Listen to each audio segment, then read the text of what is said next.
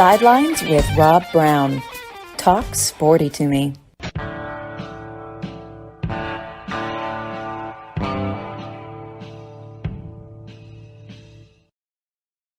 right, welcome to the Thursday edition of Sidelines. Man, got a great lineup today. Dudley Dawson in the bullpen, batting in the leadoff spot out of Balch, Arkansas, hogville.net.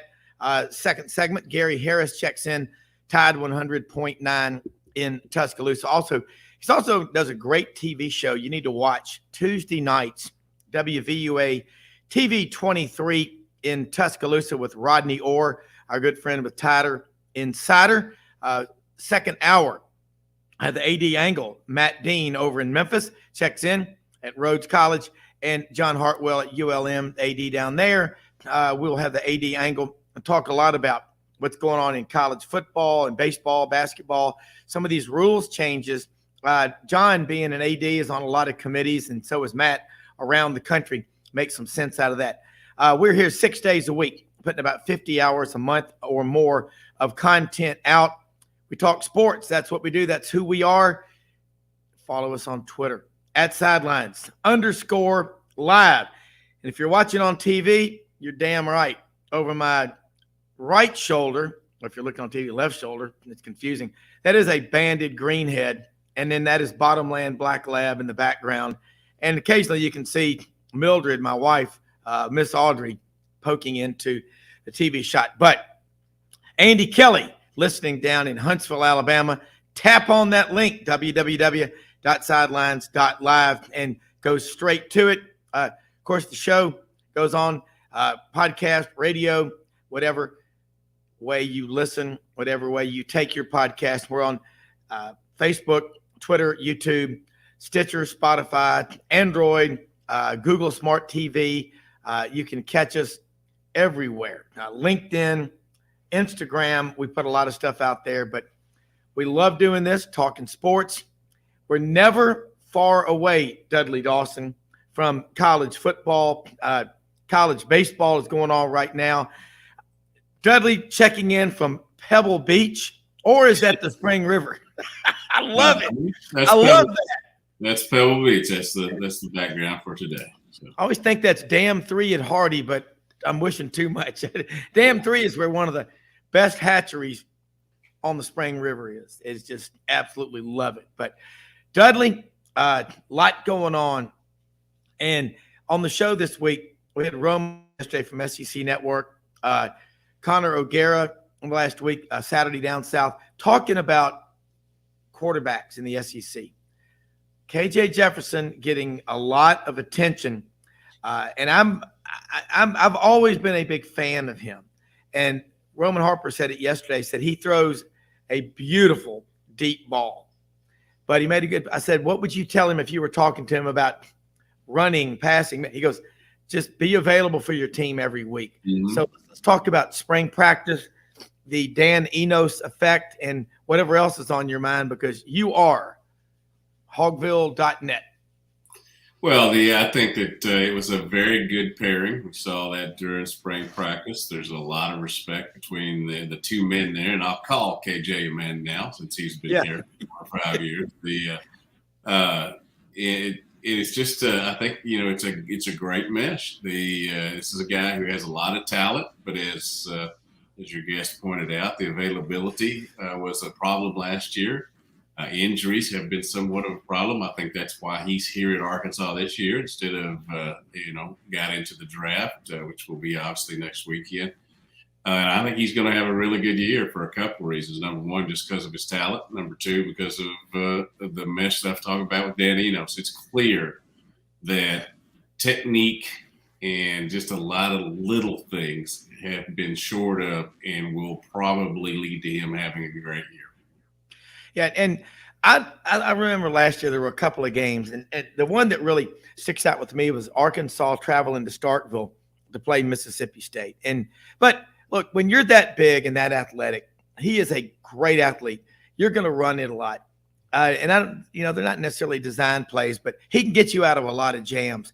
But I think he's undervalued as a quarterback for his throwing. I agree with Roman Harper. We all see it he doesn't throw a lot of interceptions. I mean, what, maybe 5 all of last year? Yeah, and it's a deal that when he does throw an interception, you're like, how many was it before then? 183 passes without one. It's always something like, a streak like that. So he never just throws the ball away. There's always an intent to his pass. Now, I think sometimes he's better deep than he is short range passes, and I think that's another thing that they've pushed to work on this year to make sure. Now, it's interesting. He's gone from having a pretty small little wide receiving core to maybe the tallest wide receiving core in college football with a 6'7", 266, a 6'5", 6'4", and then Isaiah Centellia, who's just 5'11", but he showed off his speed and his football ability last week. And he has formerly been a track guy playing football. Now I think he's becoming a football guy that's going to be running track. Yeah, track and field, Dudley. We talk about investing in cities and towns across the country. If there's one thing, if I had all the money in the world, I'd put tracks in every neighborhood I found. The guys that are 6'3" and 220, when you and I were growing up, they also did participate in track and field. You think of Marcus Dupree. You think of Herschel Walker, of Bo Jackson. You think of and since those guys, and it's not even you can make an argument, but when I think of the great SEC running backs, Herschel, Bo, DJ, I mean Darren McFadden, D-Mac, y'all called him. That's how great he was. Was he a track and field guy too? Because God, he was fast. And we talked about with Ben Troop, who played for the Raiders when he was in the NFL. That team, Jamarcus Russell, you had so much talent on there. Darren McFadden at running back, but at 6'2", 6'3", that's abnormal. That's freakishly good. How many of these guys, do you ever do a survey of the Arkansas football team participated in track and field and were multi-sport athletes? I hadn't done a survey, but obviously when you cover recruiting so much, you come across their stats and all that, and there's plenty that still do that. There are a lot of, and I'll kind of correlate it to Newport. I was okay speed wise. Wasn't gonna break the wind speed, whatever, but. I was crazy enough that we needed a pole vaulter. So, I pole vaulted. And so, there are so many there's so many coaches, track coaches, sometimes who are the football coaches as well, who need you just to get points for them. But it's also a great way of training and staying in shape during the spring. Wasn't a lot of spring football going on back during our time. Yeah, there's some that participated in there. I'm a big multi-sport guy. I think it's great for kids to experience different experiences in different sports. I think that helps you in each one of the sports. But yeah, there's a lot of them that have done that up here. And let's be honest. Arkansas has had great success in baseball, football, basketball, but this is a track school.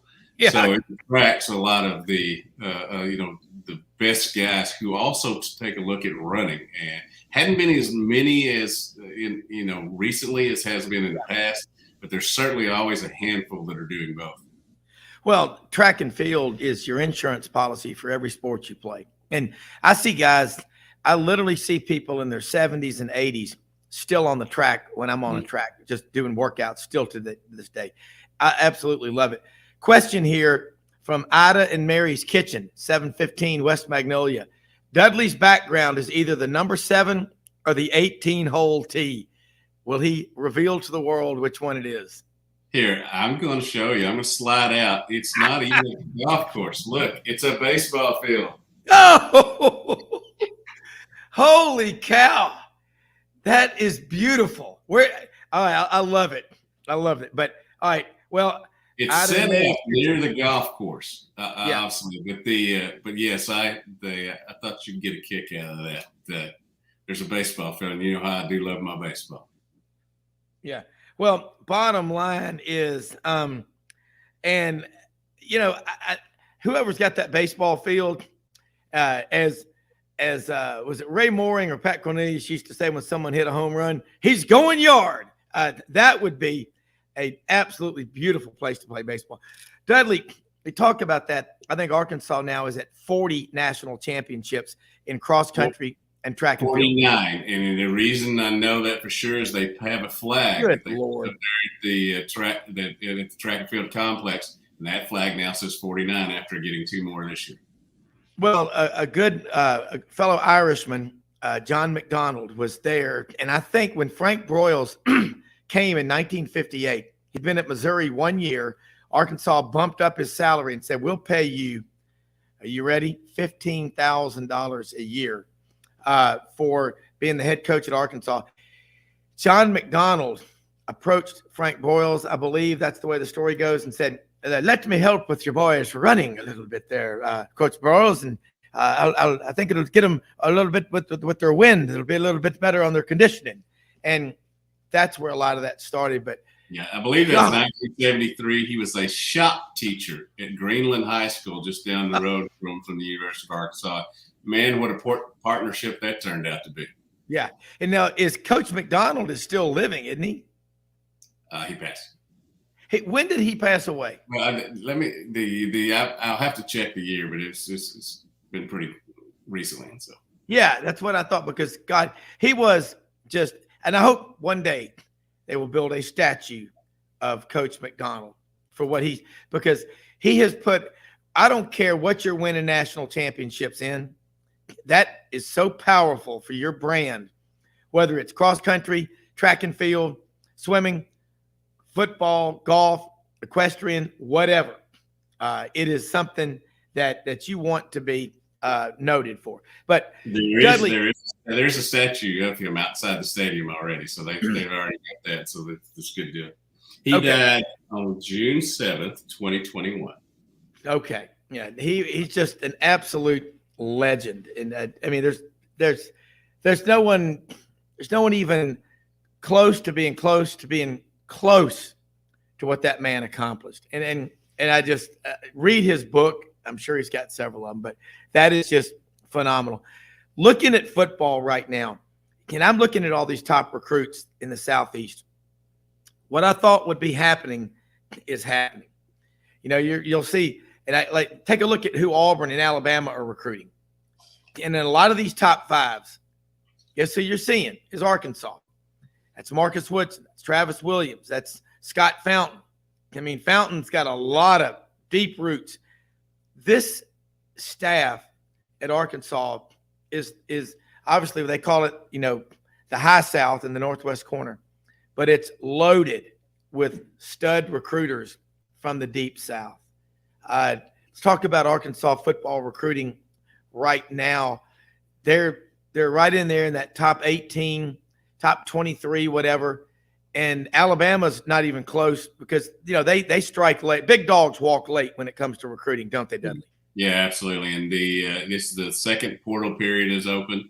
It's clear that Arkansas has made the fact they want to go after a tight end, want to add a couple of more defensive linemen, maybe another offensive lineman, just kind of shore up things. They have, I believe it's 8 scholarships left that they can use during this portal time. And I would be surprised if they didn't use all of them, because there was a mass exodus last year from I guess some deciding to move on to brighter pastures that they thought, and others being encouraged to, I think. And now you have, I don't want to say a death issue, but you have the opportunity because of another one of these 1-year rules that the NCAA rolls out to add to your scholarship total, and more than just the 25, we supposedly hear about each year. So they are in the mix of doing that right now. Otis Kirk, my colleague at hogbill.net, has new names out every day. Yeah, they have guys coming in here for visits, just as they do with basketball. Basketball continues to churn out. It's I think there's 5 transfer portal additions in basketball now, along with two high school kids. It keeps you on your toes up here. So Yeah. In terms of there used to be an off season in there somewhere. I don't remember. I don't see it now. Yeah. Well, even Dr. Andrews was on the show with us a few months ago, and he said, give the kids a couple of months off, during the year, during the summer. It doesn't mean you're sitting around, eating Twinkies and not doing anything. You're still active, but here in Arkansas, we have 1 week that's mandated that you cannot be with the kids. They can't be in organized workouts. Now you can, the kids can do it on their own, but I think, probably soon that's going to be, expanded, but yeah, there's just 1 week. That's usually the week I take a vacation. Yeah. Well, they do a 2-week thing here in Tennessee. I know at CBHS, 2 weeks, they can't do anything. So that's when a lot of the kids take visits, or what, honestly, I think they probably are going to 7-on-7 camps and whatever. Mm-hmm. Hey, we're going to be right back. Wesley Duncan listening down in Fort Lauderdale, where they had about 2.5, 3 feet of rain in a 36-hour period last week. Say hello to Andy Kelly listening up in Huntsville, the Rocket City, the smartest city in Alabama. We'll be right back with Dudley Dawson, hogville.net.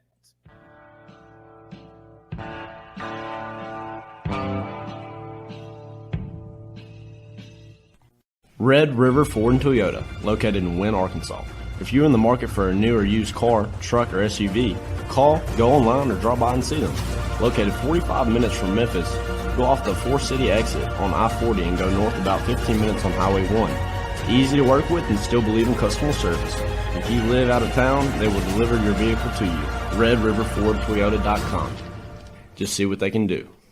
Strengthen your seed zone this spring with quality tillage equipment from House Industries. Located in Cherry Valley, Arkansas, House Industries specializes in manufacturing superior equipment that will minimize your downtime and keep you working in the field. To ensure the highest quality control, all design, fabrication, and testing takes place in a 99,000 square foot manufacturing facility located right here in the heart of the Delta. Locate your nearest House equipment dealer online at houseindustriesinc.com. House Industries, breaking ground. Sidelines with Rob Browne. Talk sporty to me.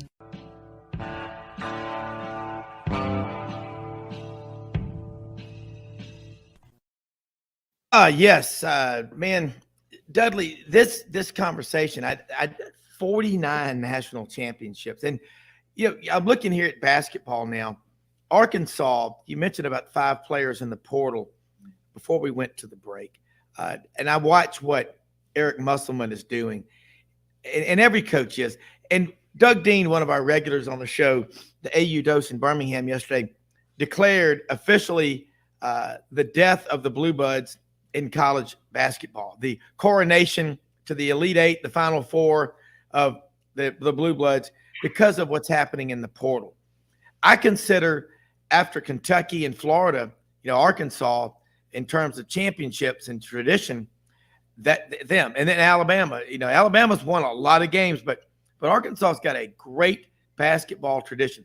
You were on the staff with Eddie Sutton and Nolan Richardson, and then they went through that period of that a lot of schools make mistakes. You hire the hottest coach of a mid-tier school in the NCAA tournament, Pelfrey, Stan Heath, whatever, but you got the right guy. I mean, Musselman fits. The only thing, Musselman's so good. It's like winning the lottery. How do you want your money, in cash or a check? This guy is a relentless recruiter, and he's got a lot of friends at San Diego State he keeps up with too. Yeah, he said he's had a lot of money. Again, congratulations to San Diego State and their program for getting where they got this year. That shows you how good a win that was earlier in the season for Arkansas.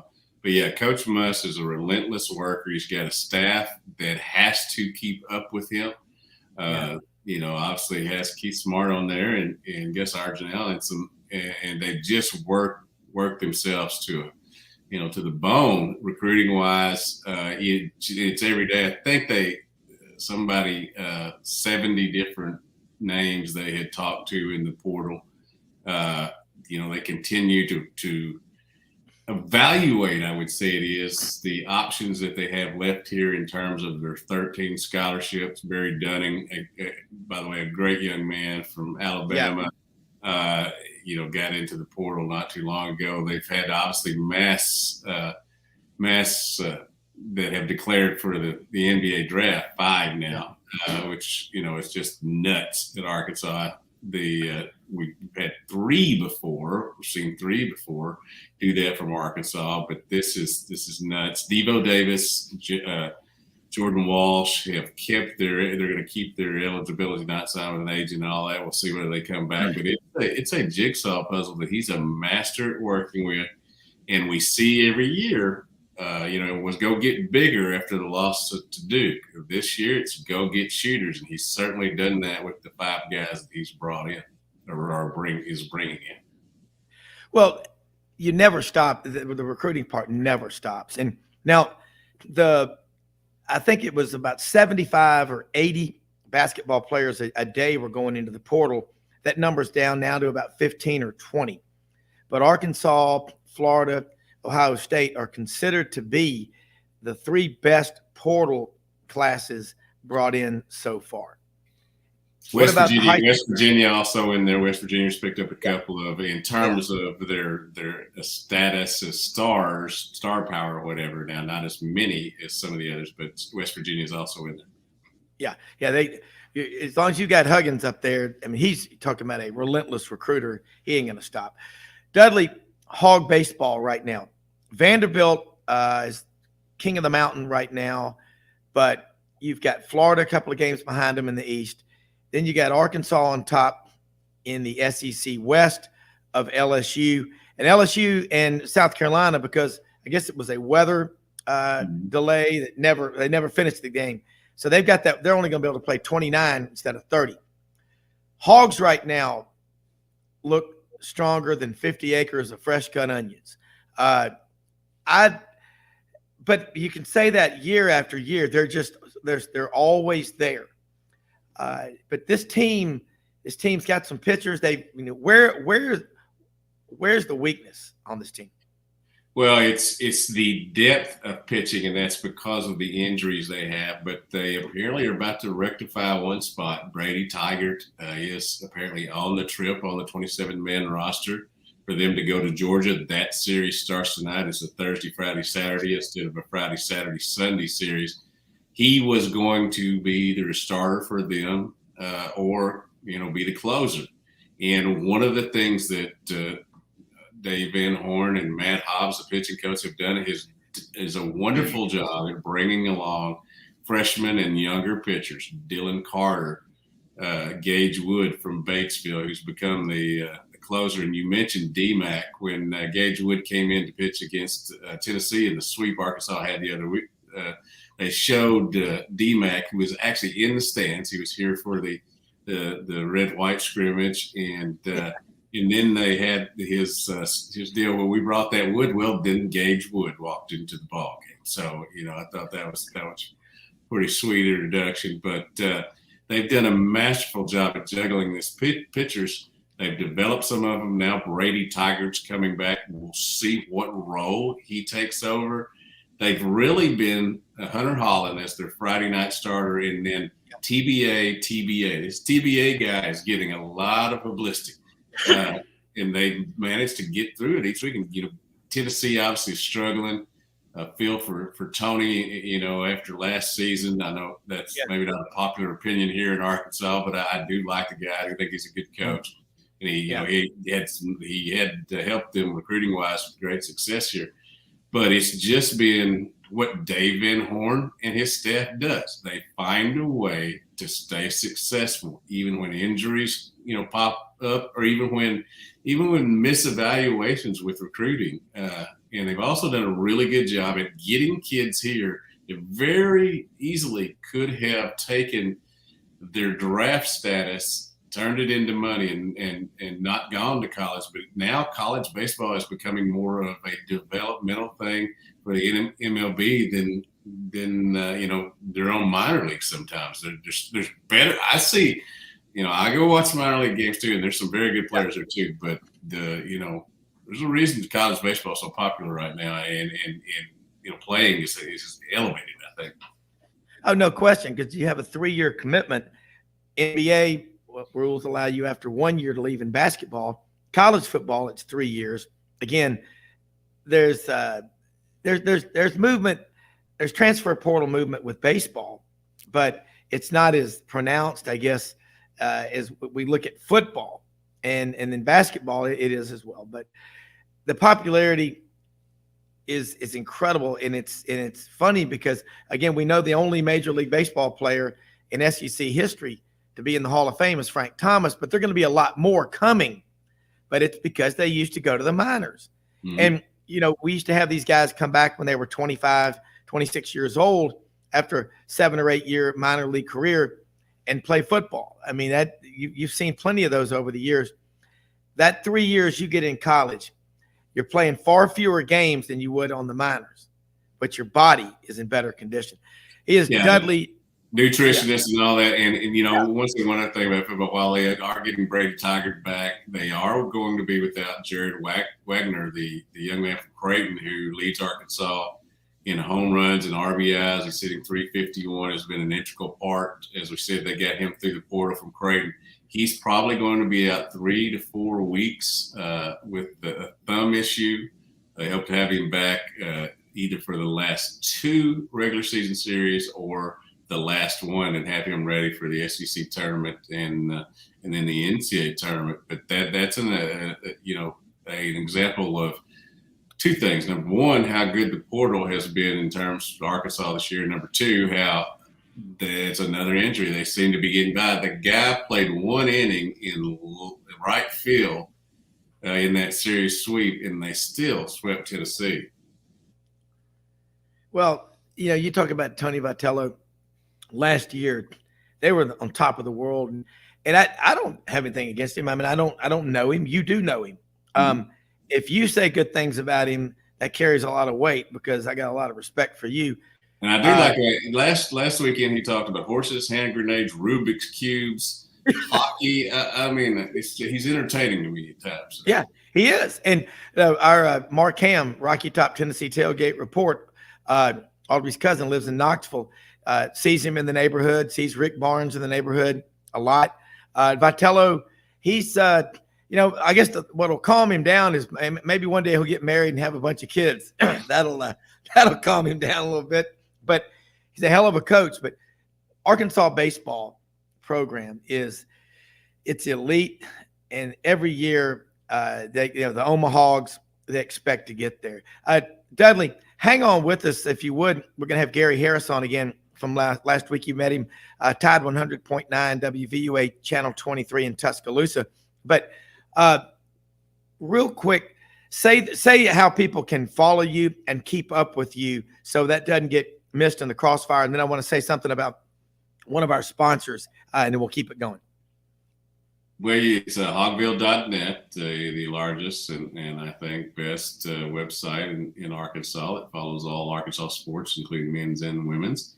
FearlessFriday.com is the high school site that I contribute to. I'm going to see a lot of high school baseball games and things now. And then obviously Dead Sports, DED Sports is my Twitter handle. We're I don't talk about politics, but I talk an awful lot about the Cardinals, Cowboys, Celtics, Manchester United, and the Las Vegas Golden Knights. Here we go. I love it. Let's say this real quick about rumbleboxinggym.com/Midtown Memphis, located at 1835 Union Avenue on the corner of Union and McLean across from Walgreens. You cannot miss it. I've got buy one, get one, great discount memberships. Everyone that's going now, they just opened up Monday saying it's the best workout they've ever had. It's going to be intense. We're going tonight. My wife Audrey and I are for this workout they have for folks, and it's going to be fun. It's a 45-minute grueling, intense, 24 punching bags, 24 weight benches with all the dumbbells. You got elite trainers, instructors there as well. But here's something else to remember. It is time to party. Rumble Boxing Gym is now open again, 1835 Union. please come to our open house party on Saturday from 12 noon until 3 p.m. Bring everyone you know. We'll have studio tours, meet the trainers, jazz band from 11:30 to 12:30, free stretches from Stretch Lab, free B12 shots, a DJ from 1 to 3, food truck, mimosas, raffles, merchandise for sale, raffles, giveaways, cornhole, and much more. Spread the word. That is rumbleboxinggym.com and Camp Lee opening the first of 3 locations in Memphis. Hey, man, I apologize for drinking water, but I've been coughing all week. I've had the flu and trying to hear me coughing on the air here. So now look, it's the sinus congestion. You ought to be over here. We're going back to Memphis after the show, but over here at the farm, they're working and they are plowing. They're planting. I mean, cotton, soybeans, rice, milo, corn, but the rice, it's everywhere and in the air. And they're working till 1 o'clock in the morning because they've got to get ahead of the rain when it's dry. They have to take advantage of it. But don't worry about that. I'm coughing about every other question. So, Dudley, let's bring in Gary Harris with us right now. And Gary, gotta love Gary. Gary on the move, on his way to the station. He does a great show on Tide 100.9 at 9 a.m. in Tuscaloosa. May Veterinary Clinic, sponsoring the Alabama Report. May Veterinary Clinic, established in 1964 by Dr. Wayne May. Guy and Waller May work there now. 2 locations, Tuscaloosa and Northport. If you've got a dog or a cat, also remember they're open every day of the week. Drop off and pick up only Sunday afternoons, 3 to 5 p.m. at Camp May. It's got an outdoor swimming pool for the dogs. If cats like to swim, they're welcome to. They have connecting cat condos. If you've got cats that are siblings or litter mates, they have connecting cat condos.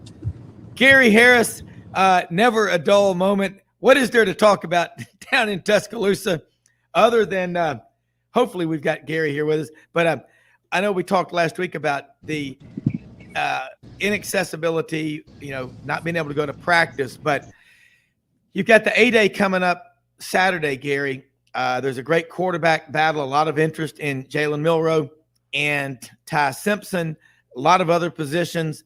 You've got several players that are going to be among the top 3 or 4 taken in the draft. So there's a lot to talk about. But again, you've forgotten more than I know about Alabama. You and Rodney Orr both. Hey, Rob. Yeah, I hope you can hear me. I'm having to drive, so I got to be really careful. And I'm breaking up a little bit in and out. But I don't know everything that you said because I didn't get it all. But I did hear A-Day, and A-Day is Saturday afternoon, and we're feeling good because earlier in the week there was a chance that it's going to rain probably some overnight Friday night, but it should be out of here. And the weather should be, it's beautiful today. It's been beautiful all week, and the weather should be good. And everybody's excited. The game is not on television this year. The first time I can remember in a while that it hasn't been on TV. It's going to be streamed. And I think we've talked about this. I think the the days of 80, 90,000 fans at the A-Day game are, those days are gone. But I think it'll be a good crowd. I'm thinking maybe in the 40,000 range, and for fans and really for media too, local media, be the first opportunity to see the team. I think some of the former players and maybe some of the Red Elephant Club members have been able to go to one or both of the previous scrimmages. But for most people, this will be their first look at the 2023 Alabama football team. As we know, as the three of us know, you certainly can't put too much stock in a spring football game. And I think people and I said yesterday on my radio show, if you want it, because a lot of people will take detailed notes and they'll send me notes and that you took, and they'll have depth charts that they put together. And I have no problem with that. Certainly, if you want to do that, I understand. But I don't think you can pull too much from one of these spring games and say, well, this is what, the team's going to look like in the fall based on what we see Saturday. Yeah. Dudley? Yeah, it's Arkansas had theirs last weekend. It was certainly a big day on campus because they had baseball, Tennessee, softball, and a lot of other sports actually going on. So, it was a great deal. But I think the luster of the spring games has worn off somewhat with the accessibility of TV and those sort of things. Still fun to go see, and especially for fans who make it a day to come up here during the spring, and it went well. I thought. I know that I saw that. I think Tennessee had 58,000. I think that's maybe the biggest crowd I've seen at this point. It may have been bigger. I just may not have heard about it, but yeah. I think there's some validity and attention that's still given these, but it's not as much as it used to be because I think you can see more on TV. And while we don't get to go to practice as much as maybe back in the day, you still are interested, and this still is a football league. If the other sports have certainly picked up their levels as well. Yeah, and Gary, along those lines, I would be willing to bet that if a coach in Alabama, if Nick Saban were to say, we got to pack Bryant-Denny, we've got to show the nation that we've got this team's back, there'd be 200,000 people there. I think you know what I'm saying? I think when he first got there, like what Kirby did at Georgia, but there's always going to be interest. But from what you can gather, and there's nothing more valuable than that local beat writer, local reporters, the local sports anchors who are there every day. And it's just crazy that they don't give you access. I would want you there all the time. Yeah, getting back to what you said about when Saban first got here, at that point in time, no one had ever seen anything like what we saw in 2007. And I was sitting in the press box next to Rodney Orr, and we were expecting a big crowd. And Nick Saban had said, I think it's important that people come out, but they weren't prepared for it at the time. And I remember all the gates weren't open. And, it's second quarter, and people were still filing in up those ramps. And I told Rodney, I said, this is unlike anything I've ever seen. And they had to open up more gates to let people in. And, there's 90,000 people there. And at that point in time, no one anywhere had ever seen anything like that. And Saban said, that's when he knew that he was going to be able to accomplish great things at Alabama was after that 8A game when he saw the fan response. I mean, at that point in time, it was totally new. And then as we know, other schools said, man, we better take off on this. So the push for spring game attendance really started with that Alabama game. And for the first several years, I mean, it was 80,000+ people. And like I said, I think that ship sailed a little bit. I think there'll be a good crowd. I don't think we'll ever see anything like that again at Alabama or maybe anywhere else for that matter. As far as the local writers and reporters, we talked about this last week a little bit. I still think feet on the ground is gives readers and listeners and viewers more insight. Again, I don't want anybody to take my comments last week the wrong way. Hold those thoughts. Hold those thoughts. We're going to take a quick break. We're going to be right back. I want you to pick up. We'll be back after a short commercial break with Gary Harris, Tide 100.9, and Dudley Dawson, Hogsville.net.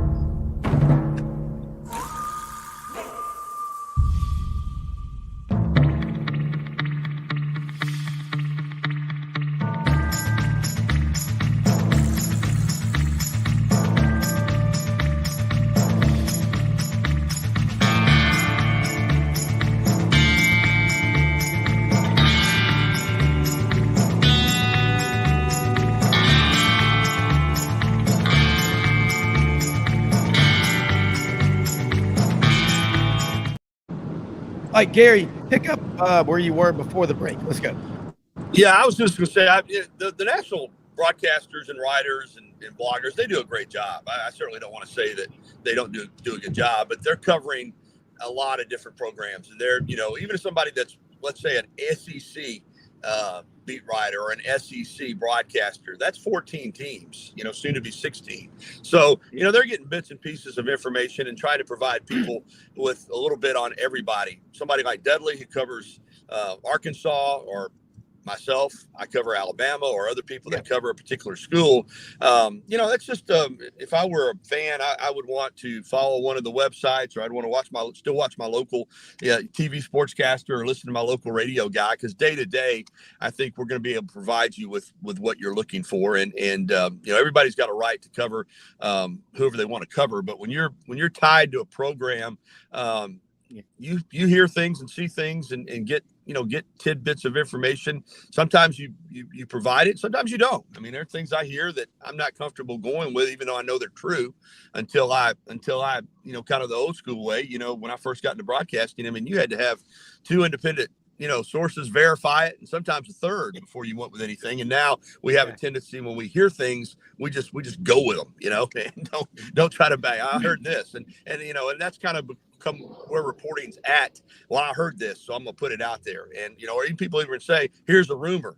Well, we used to not report rumors. Dudley knows that. I mean, back in the day, you never go out there and go on a broadcast or write something and say, well, the rumor is. But now oftentimes we see people that start their coverage with the rumor making the rounds is this. Well, I still am not real comfortable going with rumors. I don't have a problem with anybody that does, because that's the world that we live in. It's an instant microwave society. But yeah, I still think, Rob, that for day-to-day coverage, you're well served if you get it from somebody that is in the town, on campus, of the team that you follow. Yeah, you can see me shaking my head there. I always say I got a major in journalism and a minor in political science, and I'm disappointed in what both of them have become. These days, certainly social media is a great deal, and Twitter, yay, and all this stuff. But the beat writer. And I'm not holding myself up to, as a great one or anything, but I do think that when we report something, that we have checked out the sources, the veracity and all that. And you wake up in the morning and you go on Twitter and you see things that are being reported. You have to spend the day chasing it around. 80% of the time it's not true, but you got to go check just to do your part. Also, I think that, when I first started covering Coach Broyles and Coach Hatfield and all those guys, you could go, you not only could you go to practice, you had to go to practice because everybody else was sending people to practice. And I do remember sitting there 2 and 3 hours thinking, just a little bit of this would be okay. I don't need to be here 3 hours doing nothing. And that was before we we were taking these portable computers around with us, these laptops and stuff. And so I land somewhere in the middle. 20 minutes to an hour is what Coach Pittman has been doing up here for the most part. I like the hour part of that. Not so much 20 minutes, but I'll take 20 minutes if I don't get anything else. But I think that back in the day, sitting at a 3-hour football practice was probably not the best use of my time, but it was something that you had to do because everybody else was doing it. Yeah, funny story about when I first took this job here in Tuscaloosa. Mike Dubose was the coach, and of course I was here in Tuscaloosa and a lot of the Birmingham stations. And you're right, that's when you had access to every practice, and we would cover every practice. And after every practice in fall camp, Dubose would do media availability, every one of them. And he wouldn't do it in the Malmore media room. He would do it in what they called then the recruiting room, and it would be a long table, and he'd sit at the end of the table, and the writers would sit around the table, and I would set up my camera back behind the table and shoot everything that he said. And good guys, friends of mine, Ray Mellick and others, Cecil, that were on the beat. They went to Larry White, and Larry White called me out after the presser one day and said, "Gary, if you don't mind, could you come on in and ask whatever questions you have, and then would you leave?" Because the beat writers, are upset that, you're using some of their questions, which I was, certainly, if it was a good question. And this was before the internet had taken off. This was the late 90s, and there was some internet, but it was still basically the papers. And Larry said, you use their stuff on the sports that night, and they don't have it fresh for in the morning. And I said, yeah, I don't mind doing that, Larry. I'll as long as I still have access. Hang on, one of my earbuds just came out. So, but yeah, we had so much more access then, but I thought that was funny. And then, of course, a lot of those guys in that point in time didn't think the internet was going to become what it became. And, of course, eventually you just had to get it on as quick as you could. But in those days, you still had a kind of a different type of mentality. And I was willing to work with them. But I always thought that was funny. I still kid Larry about it when I see him because at that point in time, the writers wanted it fresh for the morning paper or the afternoon paper the next day. And so I got in, got my questions in, rolled tape because we were still on videotape in those days. And then, I'd get off the tripod and get in the car and go back to the TV station. It's kind of funny. Yeah. Well, the neat thing is watching. I remember going to press conferences with the sports guys in TV when I was a reporter, and there were little camps. You would have your print media over here, your electronic media. A lot of that was radio, and then TV, and people began to be you held in high regard the writers. I mean, you weren't going to cross paths with Charles Hollis or Alf Van Hoos or whoever the writer, Philip Marshall. And to this day, I still think that reading my sports from a newspaper or a website from a writer is like going out and running 5 or 6 miles, swimming a couple of miles. It's working out your brain because you improve your vocabulary, but you learn more when you read it. And when I listen, Gary, I know how you are and I know how Dudley is. When Dudley, you listen to his show on Tide 100.9, he's right. He's not going to go. He knows a lot more than he can say, but he respects off the record. And y'all know as media members, as credentialed media members that can get credentials to go to any event, if you break that code and cross that line, you're a dead man walking, aren't you? Well, it certainly used to be that way.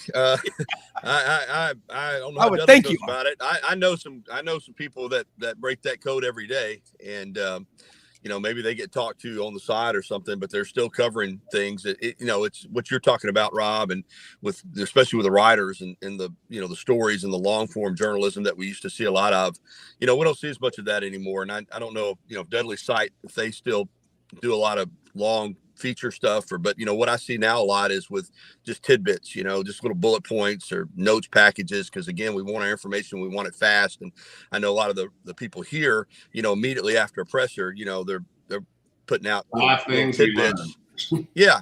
You got to get it out quick. And oftentimes the problem, even in TV, the attention spans are so short. We used to have my reporters do a lot of feature packages, and we do 2.5 minute stories. And now, we're just hitting a little quick, what we call, voiceover soundbite, Rob, VO sites, and getting it on as quick as we can and moving through as much stuff. So I agree with you. I used to love getting the paper out and reading long stories, but now it's just tidbits information. And I know people every day that the kind of stuff we're talking about, they print it. And I'm talking about legitimate sites where, if they don't wait to confirm anything, this is what I'm hearing. And, that's the caveat, this is the rumor, this is what I'm hearing, but they got to feel like they've got to go with it. And like Dudley said, and, some guys I think still try to chase it down, and others just say, this is what I hear. So it's a lot different than it was. I'm not saying it's better or worse. It's just the way it is. Yeah. I would say for every 20 rumors I have here, I'll investigate them all, but the 18 were just somebody telling somebody something, and there was no, checking out of it, and end up chasing my tail. But it's something you have to do in the way we are these days. And I certainly can sound like an old codger, which I am. I'm about to turn 60, but it was better back then, I think. Yeah, it was. And just like these days, you get into situations with new media. And please, I'm not getting on y'all too much. I'm just saying it's different. But you can't just throw something out there and expect to have credibility. I know that credibility is not the number one thing of new media. Hits and likes and subscribes and all that kind of stuff is the deal. But I think still, if you're around a program, and you've been around the program for a long time, and people respect what you say or have respected what you say over you, you can't change your ways just to get likes and hits and subscribes and whatever all that stuff is that my kids know far more about than I do. Yeah, I agree 100% with that, guys. I 100%. And whether you want to call it new media or what I call now the fan media, and I love fans. I mean, fans are why we all have jobs. It's why the games are played. And but I tell this story. if you're going to be a doctor, you still have to go to medical school. If you're going to be a lawyer, you have to go to law school and pass the bar. If you want to do this vocation, you've got to have, but anybody can be a journalist now. You have a cell phone, you have a computer, you have a pad, whatever it is. And not that there's anything wrong with that, but, there was a time when as a fan, maybe you could meet the quarterback club on Monday night and tell your stories, or maybe you could, get a group of people that you pull together for breakfast in the morning and, hey man, this is what I'm hearing. But you didn't have an outlet. Media had, there was radio, television, newspaper, maybe some guys were doing newsletters. I remember the day and age, and Dudley they probably did this with the Arkansas site when I was working in other places, and I would subscribe to or get people to provide me with each one of those schools newsletters they sent out, because there was no internet, man. I couldn't wait to get the Ole Miss newsletter, the Ole Miss Spirit, or the Bulldog Bite, or whatever school it was, and read those things. And you didn't, you had time to if you had something that was that you knew about, you didn't have to worry about getting scooped on it or somebody running out on the internet. But now, man, people just go with it. And again, it's giving fans an opportunity.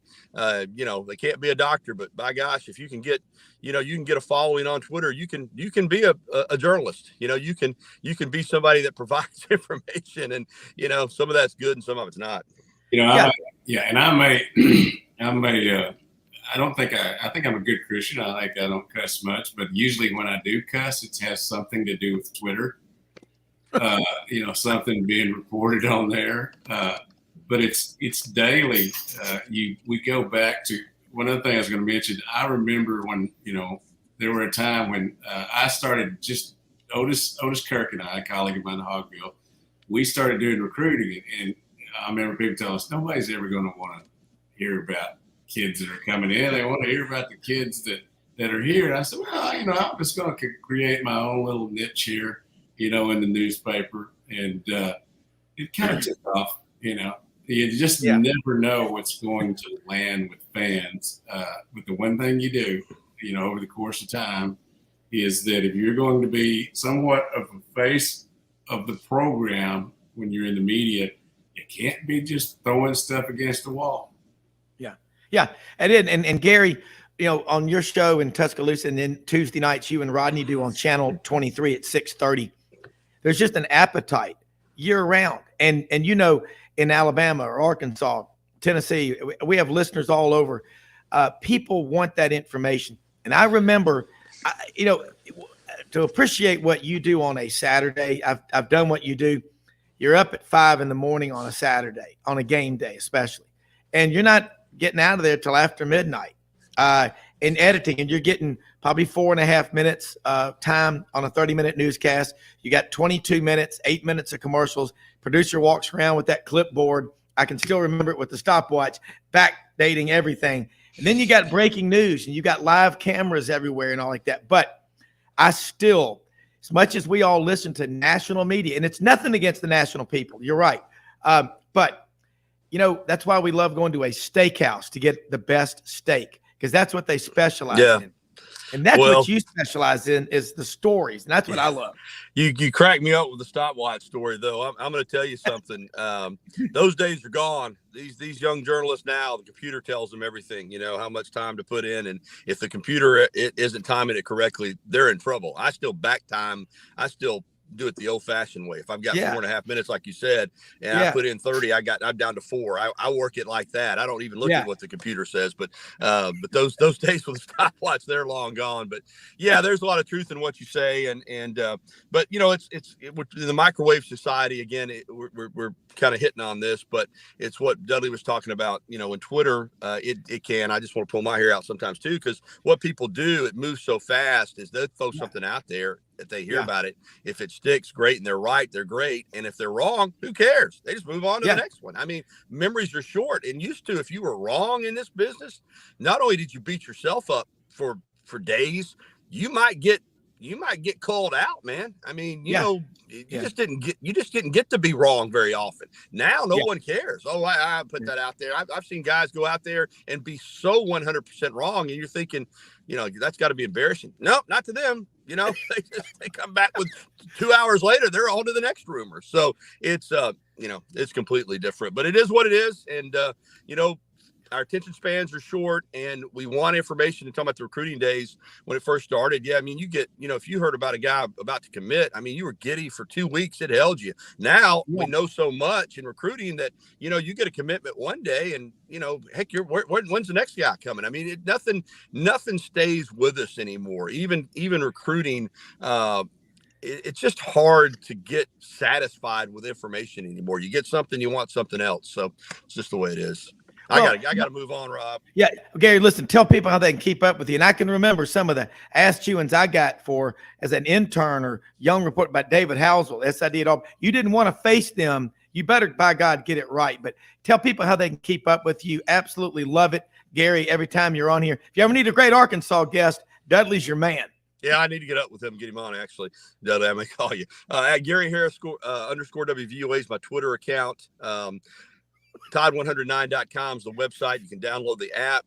TV site is WVOA23.com. We stream our newscast, Tider Insider, Crimson Tide Kickoff, Football Friday, all those things live as well. So thanks a lot, guys. I appreciate it. All right, have a great day, Gary. Be listening to his show later. And Dudley, I love what you just said. And what Gary, and it's real important because we got a lot of young journalists. We got William Halliday, the intern, who's a freshman writing for the Auburn Plainsman, on with us on Fridays. And I need to get you on a Friday show with us and talk with him. And tomorrow we'll have Bo Carter, who used to be the SID at Mississippi State, Southwest Conference, and now Big 12. And Bo will be on tomorrow. Ken Capps, Football Writers Association of America. We have a lot of fun. We're going to be right back for hour number 2 on Sidelines.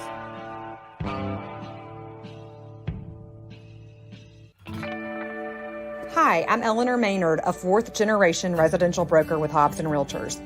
Inventory is still a record low in Memphis, and the demand for more supply is continuing to spread across the Mid-South. Rates are starting to stabilize, which means the number of buyers is picking up daily. If you are interested in taking advantage of today's market, please give me, Eleanor Maynard, your Sidelines Live residential specialist, a call today, and let's discuss your needs. 901-761-1622 or directly on my mobile, 901-219-1905. That's 219-1905.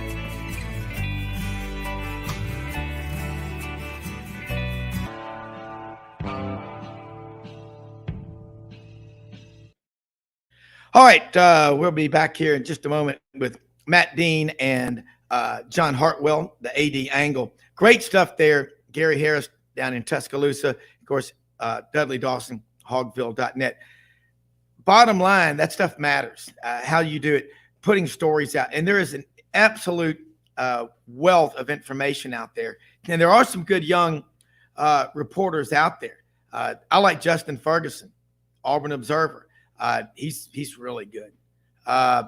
Mike Gittins, the War Report. Love to see William Galloway get into this stuff. But you think about it, Mitch Davis. We love Mitch Davis, MitchDavisShow.com. And when they're on this show, take every opportunity we can to try to impart whatever wisdom that we have and our great guests do. But get it right. You put information out there that's inaccurate, you can really hurt somebody. And don't be trying to just get it first. Get it right. You know, the old saying, trust but verify. And we got Matt Dean on with us right now. The big guy, a 6'3", 192-pound junior from Davenport, Iowa. What are the Quad Cities? Moline, Bettendorf, Rock Island, and Davenport. Is that correct? Yes, it is, Rob. Good morning. And there's a big company up there we've heard of, Deere and Company, John Deere.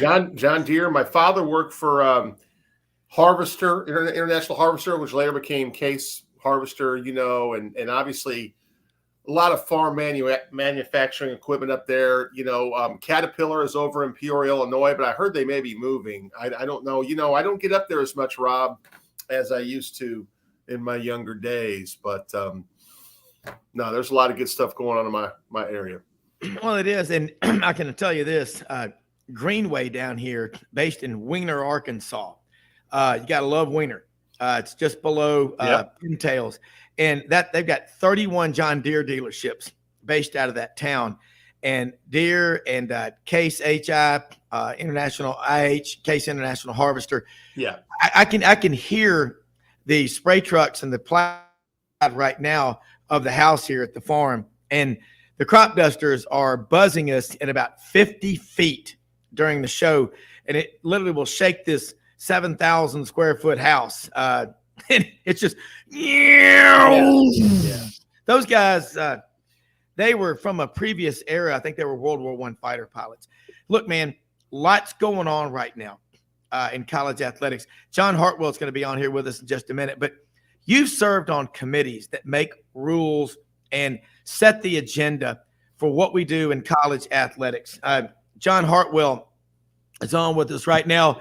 Reveille, it is 0500. We will do PT. You will like it. You will want more of it, drill sergeant. Give me more of it. And then we will have chow at 0600. And then it is your academic rigors from 6:30 until noon. Then you will practice more. You will like it. John Hartwell, how are you? Doing well. I like it. I love it. I want some more of it. That's right. I remember doing a story one time. I called it The New America, America's New Army. 1989, I go out to Fort Benning, and they're out there doing PT in the morning, and they're going, I like it. I love it. I want more of it. And other things that cannot be said on the crisp and clean, pristine airwaves of America. Hence, I like to be on the air. But and those drill instructors were always offering such kind, encouraging words of, you can do it, young man. That's right. Gee whiz. You know, there's still words, as Ralphie said in the movie A Christmas Story, my old man let loose a tapestry of cuss words that still are hanging somewhere in the atmosphere above Lake Michigan to this day. Nice.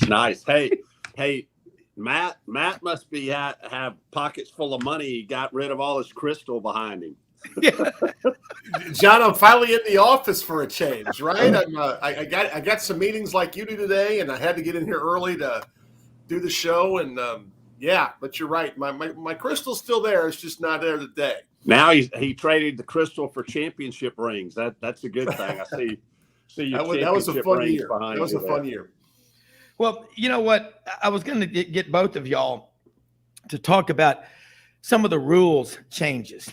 I want to know where we stand. And we have Steve Shaw, the coordinator of NCAA officials, the kindly Steve Shaw from Birmingham. He's in charge of all NCAA officials. It used to be the SEC, and obviously he worked his way up there. So I think he did Sun Belt or the Southland Conference as well. But I want to know about, are we going to stop the clock or not stop the clock this year in college football games, similar to what they do in the NFL? So anyone, Bueller, anyone that wants to answer that, we're ready.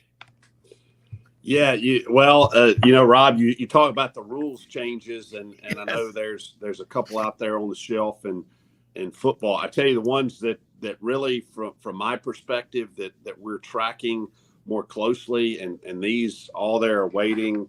The D1 Council has approved them, and they're awaiting board approval at the NCAA. Are those things that translate into dollars and cents, and unfortunately not on the revenue side, but on the expense side. So some of those things are going across all sports now, where you can have two guests. Two family members accompany you on recruiting trips and have the institution pay for. So previously, that was just in men's, women's basketball and football. So an additional expense there.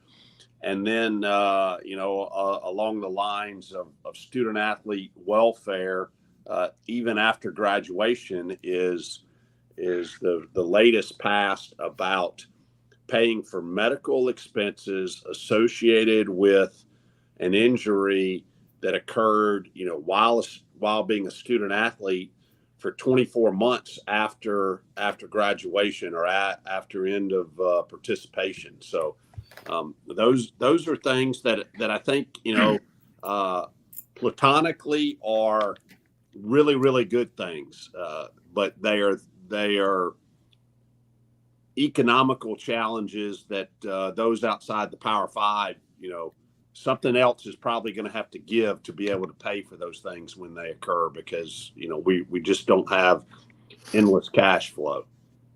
Yeah. Matt? John, I got to ask you, I also saw, and I don't know if this is going to affect next year, are they going to put, is there no more cap on official visits? I heard maybe, which is another huge thing. Yeah. I mean, for you guys, I would want the cap because it takes away the Power 5 advantage of saying, I can bring whoever I want on now multiple times because money's not an issue to me. So I was going to ask you that question. And secondly, I have another question for John, because we're going through it right now. You obviously seen in Major League Baseball if you watch any baseball games, but this whole and I like the way they've sped up the game in Major League Baseball. I think it's average of almost 30 minutes a game quicker, right? But like if they start putting a pitch clock mandatory at my level, John, not only do we have to buy the product, it's got to work, and it needs an operator, right? Yes. Yep. What people don't realize is it's not necessarily the cost sometimes of things.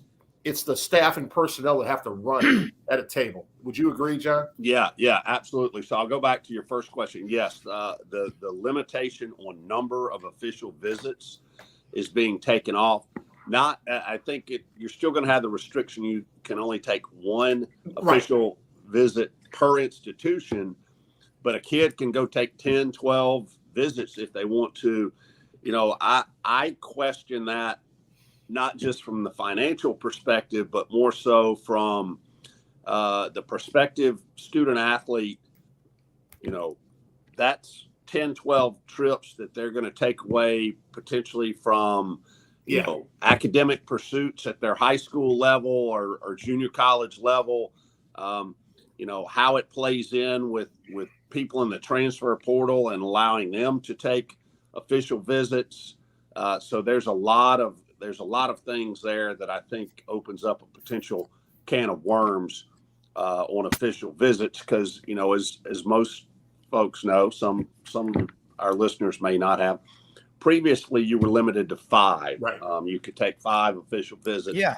And the strange thing about this is there are some prospective student athletes out there who may take trips to places, especially now that it's unlimited. They take trips to places they have no intention of going. If you're a kid from Atlanta and have never been to California before, hey, I want to go take a trip to SC, or I want to go take a trip to UNLV because I've never been to LA or Vegas before. But hey, at the end of the day, I'm gonna go to Auburn or Georgia or Alabama. Yeah. Well, here's one. I would love to write the book, the number of superstar athletes back in the day that took the, quote, official visit to Hawaii. Remember that? Everybody used to take that one, that never had any intention. I think Bobby Lee Hurt from Huntsville took the visit to, as Coach Reed used to say in my homeroom, Hawaii. Can we get a spelling on that? Can we get a vowel for 50? But I just, you can't have unlimited visits. I mean, too much of anything isn't probably very good for you. You got to push back. But unlimited official visits, seriously, that we used to have that. I think that's what that was back in the day, because everybody said, "Oh yeah, I'll go to Hawaii." And now you just, I don't know if Hawaii has a basketball. No, they do, but you know what I'm saying? Like, my dad this year goes, hell, I didn't know Penn State had a men's basketball team. They got in the tournament. And I don't like that rule. I mean, well, and you look at that and y'all probably remember, this was back last summer when Arch Manning took his official visit back in the fall, when Arch Manning took his official visit to Austin, to the University of Texas, and they came out, and what was it, about $240,000 yes, spent on that recruiting weekend. So you take that and multiply it by however many, recruits you have. Quickly you can spend an exorbitant amount of money on recruiting visits. God. I got to ask John one more question, Rob. I got to ask him a quick question. Yeah. John, thinking about this rule, Do you think it's an equity thing in the sense that there are certain student athletes from affordability can't afford to take an unofficial on their 6th or 7th visit, whereas an Arch Manning could go, if he wanted to, 10 places because the money's not an issue? I was just curious.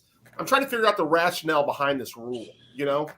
Yeah, I mean, I'm sure that was a consideration in it. But again, I mean, if you think about, if you're a high school senior, and if most of these visits are on the weekend, how many, between the sports you're playing and other activities going on, how many have 5 weekends and you can pay for 2 parents, or 2 family members to go with you, and you got brothers and sisters and other activities going on. I just think about it with my own kids, and it's almost impossible to be able to schedule those things out. And now they take the cap off of it. But again, I think some of these things are, and the D1 Council is heavily weighted to where the Power 5 conferences are able to get things passed that they would like to see happen, and whether intentional or unintentional, maybe a little further separation between the Power 5 leagues and the others. Not in terms of just the pure policy, but what those, the golden rule, what those with the gold can afford and what those with not as much gold can afford. Well, I'll say this. The United States is not a democracy. It's a constitutional representative republic. I mean, if it was purely a democracy, no minority groups in the country would ever have any representation. We better be careful with this. I don't like it. I've always said this. I'm a right-wing capitalist, patriot, independent. I don't want to see just the Power 5 schools do well. And I'm not saying that just because you're at a non-Power 5 school. I've always said this because everyone who goes to college has the same goals: graduate, get their degree. Every student athlete on every team should have the same goals as their coaching staff, to win the championship. If you're not committed to winning it in everything you do, then go sell shoes at the mall, go sell odor eaters, or go to the bowling alley and get a job making hamburgers. I don't care. But we better be careful with that. There were rules back in 1994, remember? We got rid of athletic dorms because they were considered to be an unfair recruiting advantage. Well, initially, the student athletes all lived wherever, and it got pretty wild. It became Animal House on a lot of campuses. Every day there'd be stories about crazy stuff happening. But the smart schools, what they did was they built these big dorms. So long as 51% of the people living in there weren't student athletes, it wasn't considered an athletic dorm. But we need sports, Division I, Division II, Division III, everywhere. Look in basketball. Doug Dean declared yesterday the time of death was 8:47 a.m. Central, the death of the Blue Bloods in college basketball. No more will they be ascended coronation to the Elite Eight in basketball. It's wide open, man. We thought the Big 12 was the best basketball league last year, this past season. Maybe the SEC. Hell no. It's the Big East. Give me Xavier. Give me Creighton, UConn, Marquette. Marquette hadn't lost anybody in the portal, by the way, from that 9-man rotation they have.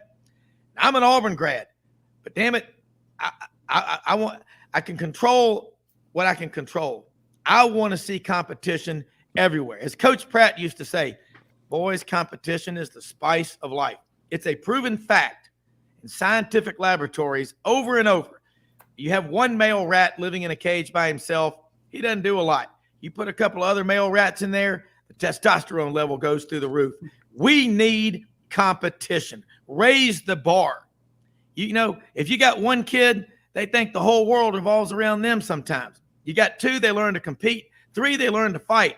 4, 5, 6 after that, it's survival, man. I asked a friend of mine who's got 5 big boys, said, how do you feed them for breakfast? She goes, well, I kind of soften them up with some appetizers before they get into the heavy stuff, but you learn to get to the table early. Competition. Without competition, America's not the same country. I'll just say, we're going to take a break. I'm going to be right back with Dr. Phil. And no, but I love what both of y'all do. It is so damn important. And I'm not saying it to patronize you. It's that you got everywhere you go. It doesn't matter. D1, D2, D3. I know tons of Division III athletes.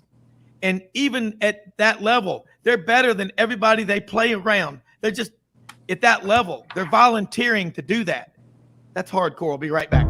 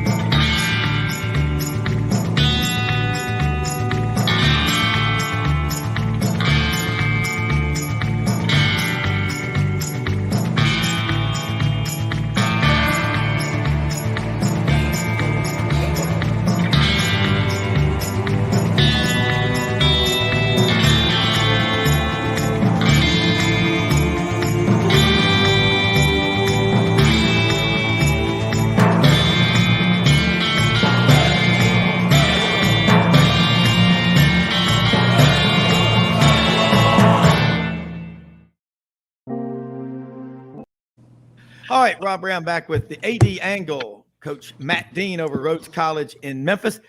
John Hartwell, AD, ULM Warhawks down in Monroe, Louisiana. And I really mean it because I love to watch these games. It doesn't matter to me. It's competition.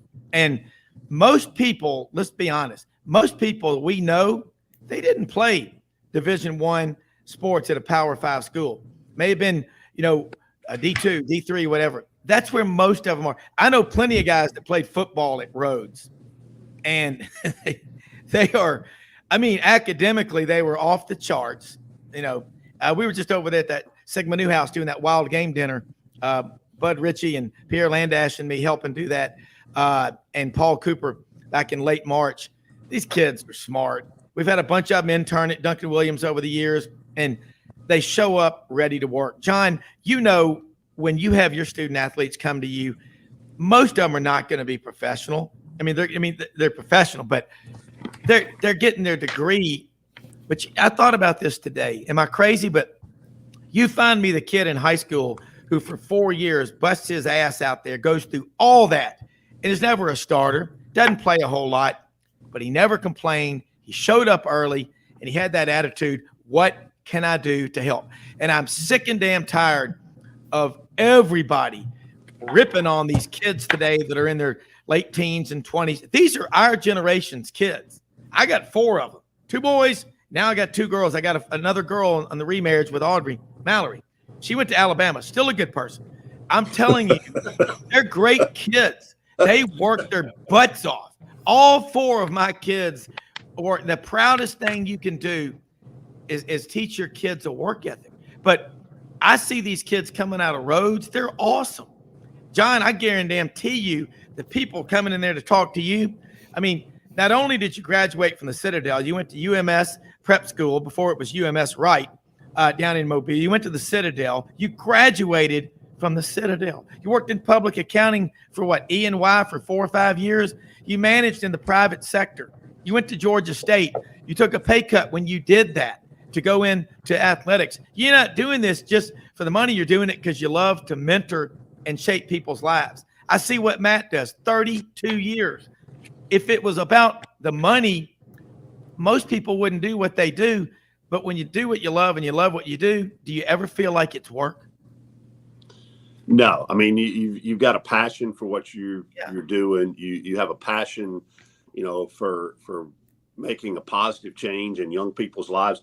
I'll give you a snapshot of yesterday too, and I won't get into all the details, but within about a 2-hour period yesterday, we have a little welcome ceremony for our women's golf team who won the Sun Belt Conference Championship in Daytona Beach earlier in the week. Only the second Sun Belt championship in any sport for us here at ULM over the last 11 years. And, as I told them, I said, hey, We've got to have, it starts with the championship mindset. Yeah. And I said, these are going to become more and more frequent for us.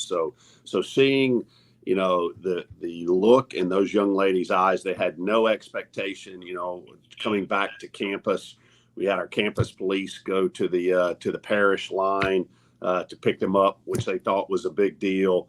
And had probably 250 people, our university president, Coach Bowden, some of our student athletes out there, literally tears in these girls' eyes of appreciation for what it was. So I mean, that's one reason why you do what you do, to see the pride and all of the hard work and effort pay off in that way.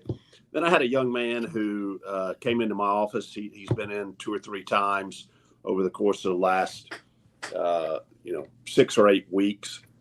Young man whose family is back in the Congo. He came to the United States, played football for 2 years, went to a junior college in Kansas, is now at our place. And I'm not going to give the young man's name because he's got every opportunity to make the NFL, but he's not banking on that. Here's what he's doing. His major is agribusiness because all of his family are in the farm business back in the Congo, and he wants to take what he can learn here educationally, both from a agricultural perspective and a business perspective, and be able to go take this back to his family in the Congo and make a difference. And I mean, blown away. The young man is unbelievably articulate. Yeah. Has a plan for his life. And that's why we do what we do. I mean, those 2 snapshots right there, and man, I'm motivated. I want to run through wall for these kids. Yeah, and you think about the women's golf team winning that championship. Matt, you've coached women. I mean, they're all going to be mothers, and they're going to have kids. They're going to be parents. They're going to remember what it took to get to that championship.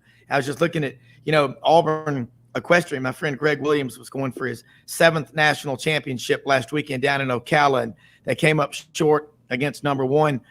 SMU beat them 11-8. They finished 2nd. But his standard is so high, but he's got 40+ girls on that equestrian team from all over the country.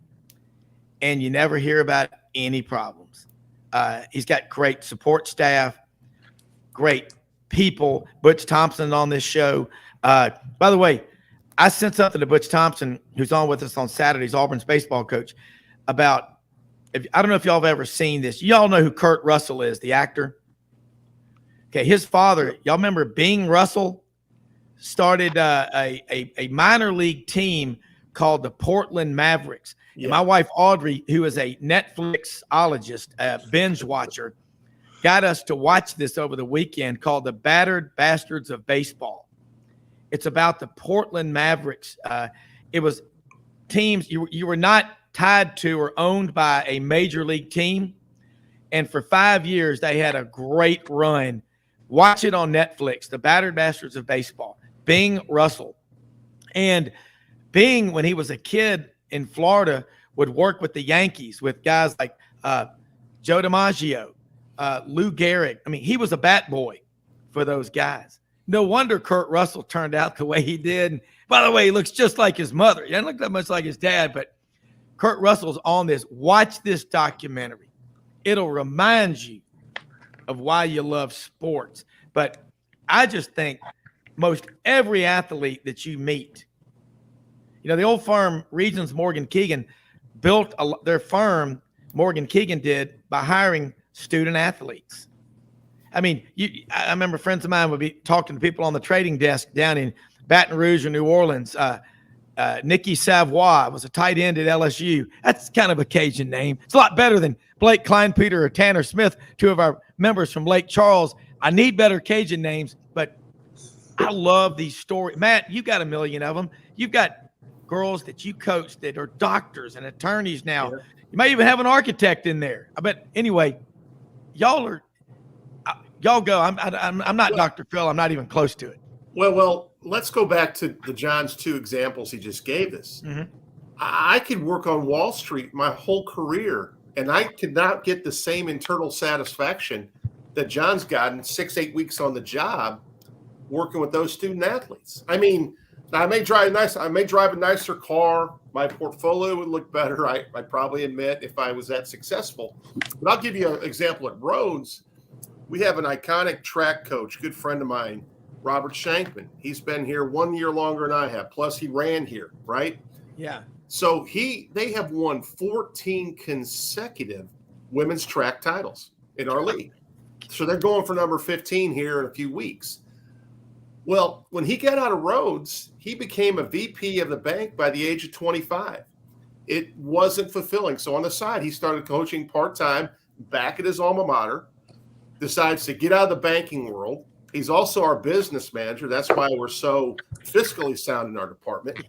And, I talk to Robert all the time. Robert's been here a long time. He's had a fulfilling career. Yeah. But some of the kids will reach back out to Robert, send letters, send notes. Man, you can't get that in the business world. I got examples for years and years, guys, of people I know, friends that I know that have gone in the business world 20 years. They want to come back and get into a venue like coaching or athletic administration. It's really hard to do at that point. But like it's hard for me to go right now and work for you, Rob. And I just don't have the. I think you'd figure it out. Well, I got some people I got somebody I can send your way with clients, but that's different. But no, but Matt, it's just the truth. I mean, John's got some stuff going there, and man, in a couple of years they're going to be rolling. Hey, Rob. I agree with both of y'all. Yeah. Hey, Rob, your spot. Matt's a Renaissance man. He can figure it out. I promise you. He's got one son that does what I do, and he's got another one that's coaching with Dan Lanning out at Oregon. I think just being around Rhodes, the process of osmosis, and he graduated from Drake University up in Des Moines, home of two great rivers. Can you name them, Matt? Well, I went to school there for 6 years, so I know the Des Moines River should be one of them. The Raccoon River. The Raccoon River's absolutely. Hey, Matt, I do have to ask this question, though. I know you talked about him coaching track and field, and obviously has been very successul. Yeah. Are you sure that Coach Shankman didn't teach Rob his golf game? Well, hey, I've been at the course with Shankman. He is you talk about competitive. He's so competitive. Our baseball coach, Jeff Calanthis. Robert's not a very good golfer. Oh, yeah. And, Robert's actually saying, well, just give me a shot a hole. I'm like, Robert, you don't want to make that bet. You will lose whatever you got in your pocket, But you're right. Yeah. Bud Ritchie keeps talking about Jeff Calanthis. He's the winningest baseball coach ever over at Rhodes. And you know what's amazing? It doesn't matter, D1, 2, 3. A successful coach on any level, they all have the same traits. And John, you got 17 coaches, and you got Terry Bowden. You got a new women's basketball coach. Every day, you're like it's a lot like you're a commanding officer in the military. Let's say you're a battalion commander. You're a colonel, 3rd Ranger Battalion, 75th Ranger Regiment, Fort Benning, Georgia. Hooah! Okay, every day you've got reports coming in. Let's say couple of your men go out to a local bar and get in a scuffle, which occasionally happens on Victory Drive in Columbus, Georgia. Occasionally. Okay.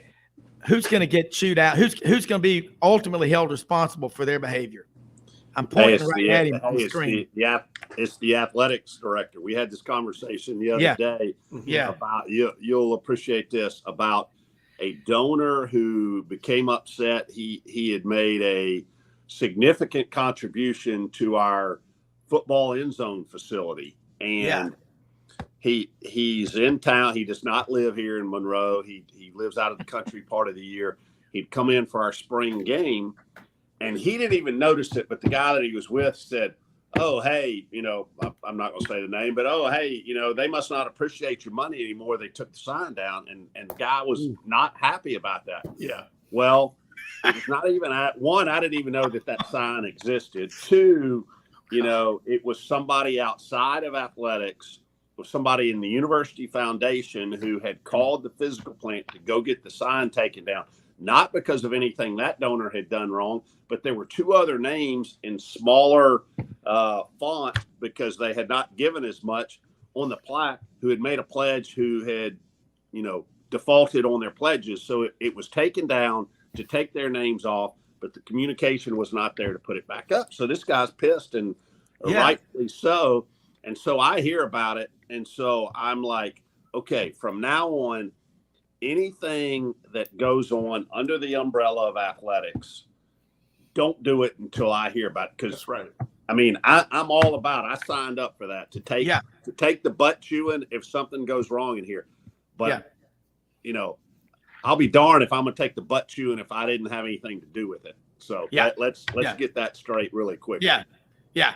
Well, I mean, we all know about that legendary booster. I say, boys, back off. You're bothering me. Foghorn Leghorn. He's out there, and he's writing those big checks. But we all know this, too. As an athletic director, you're committed to winning championships. Every coach that you hire, you want them to have every resource that's needed.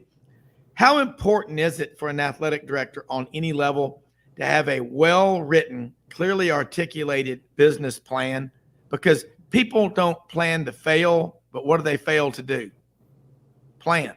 It's what they usually happen. And then sometimes I have people, I don't want to sell this because the taxes will be so much. I'll go, look, my friend Barry Blackburn, the late friend, a great estate planning attorney, used to say, Matt, don't let the tax tail wag the dog. John, you know what I'm talking about.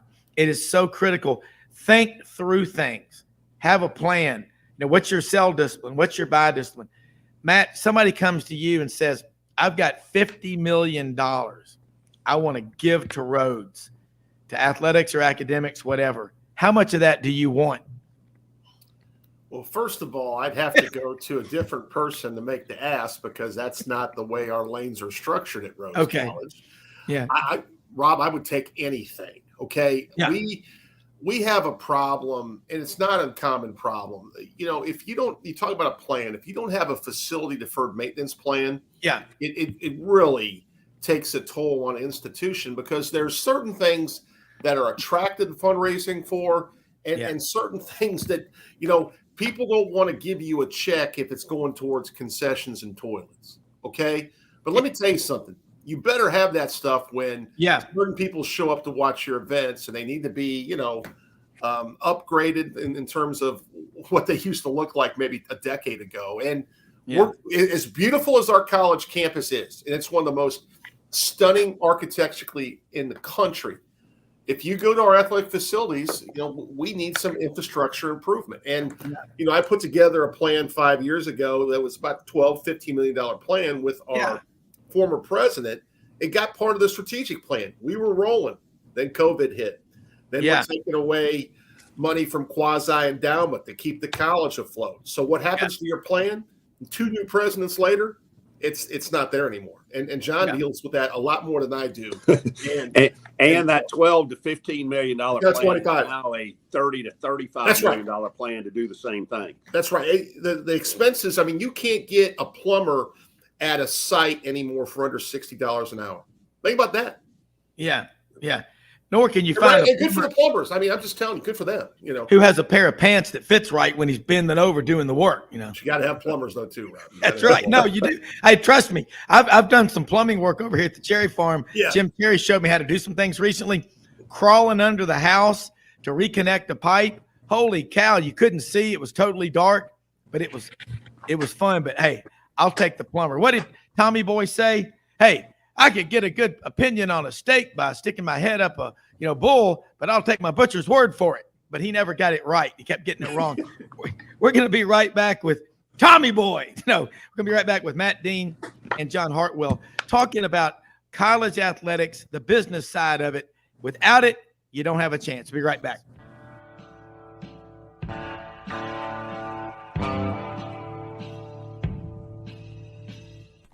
Red River Ford and Toyota, located in Wynne, Arkansas. If you're in the market for a new or used car, truck, or SUV, call, go online, or drop by and see them. Located 45 minutes from Memphis, go off the 4-city exit on I-40 and go north about 15 minutes on Highway 1. Easy to work with and still believe in customer service. If you live out of town, they will deliver your vehicle to you. RedRiverFordToyota.com. Just see what they can do.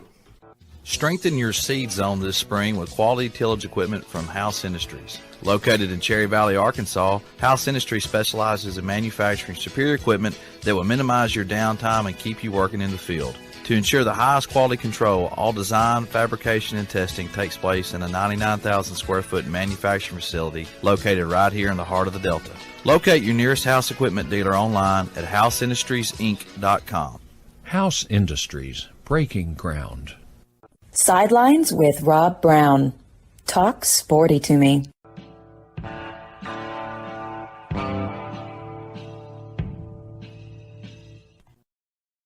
John Hartwell, I know you've got to get to a meeting here in a minute, and Matt Dean and I will close out this final segment, but the business part of it, Matt talked about that plan, then the virus hit. Those a lot of things out of kilter. How much do you tap into your accounting structural background every day of your life as an AD? Because I would love having you as my AD because you understand about debits, credits, profits, losses, all that. Yeah, I mean, I utilize it quite a bit, and you know, it's not just the financial side of things, but the prioritization too. Because I was having a conversation the other day with our foundation president and talking about, hey, you know, what do your coaches need? I'm like, well, you know, if you ask every coach, and you know, Nick Saban or Hugh Freeze go in this category too. There are things that those guys, although they've got large budgets, there are going to be some things from a coach that's just built in their DNA. There's things that they don't currently have that they want. And I'm like, that's part of my job as the athletic director to gather that information from all of our coaches. And they're all each going to be in their own silo about what they need for their program, or what they think they need for their program to be successful. And that's really the job of the athletic director, you know, the senior administration of an athletic department to take, you know, all of those 17 sports wish lists and to compile those and prioritize those. And hey, what's the most important? What's the most pressing need? Take into consideration Title IX, you know, considerations, other considerations that an individual sport coach is not going to have. And then, you know, in terms of reasonable estimates, because just like the story that Matt just told, you know, if somebody wants something and it costs, you know, $1 million, well, if it's 3 years out before we can do it, if you're budgeting $1 million, you're going to be way short in getting that done. So doing all of those in a master plan, you know, doing a 3 to 5 year projection of all of your income statement, revenues and expenses, and that's going to change, but also have, you know, a capital plan in terms of that as it relates to athletics facilities. You know, I got to go here in a minute, but we got some exciting news. The other day, it looks like we're going to get some significant help on renovating our basketball arena and building a new practice facility. Good for you. So, a good job. I mean, that's, you know, and again, you've got to be creative. You got to think outside the box. Yes, donor dollars are going to play a part in that, but there are other sources of revenues too, and you've got to be creative with those types of things. Yeah, I mean, John, you think about this. If you were to go to the state capitol in Red Stick, Baton Rouge, you could talk to those people. Being honest here, you're probably talking over their head because a lot of them are, you know, LBDs.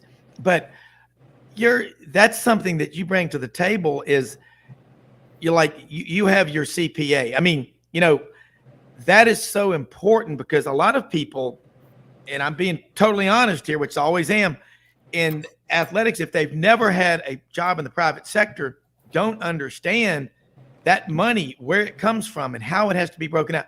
I love tell us about what's going on with basketball. I know you got to go, and also let people know how they can reach out and help you, because what you're doing down there is, you know, let's just start the fire with you.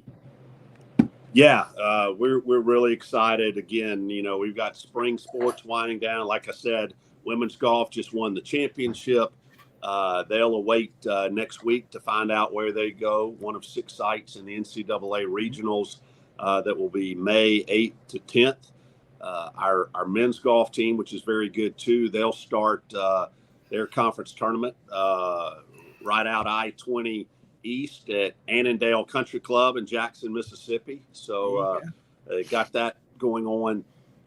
Track and field, host a home meet this weekend, getting ready in a couple of weeks here for the Sun Belt Championships in track and field, and then baseball and softball. They're kind of in the home stretch of their schedule right now. In fact, our baseball team right up the road from you this weekend, Rob, and at Arkansas State up there in Jonesboro. So a lot going on. You can follow ulmwarhawks.com to see what everything is happening in Warhawk athletics. My Twitter, John_Hartwell. And, as always, guys, just a pleasure to be on with y'all every week. I will say next Thursday, we may have to adjust a little bit. Speaking of going to Baton Rouge, I'll be at the board meeting down there, which they meet every 2 months. And my employment/contract is being presented there, and our president wanted me to go down for that. The interesting one will be simultaneously the contract of Will Wade is going to be at another state institution, so that ought to be an interesting discussion down there. But as always, love being on with you guys and appreciate what y'all do.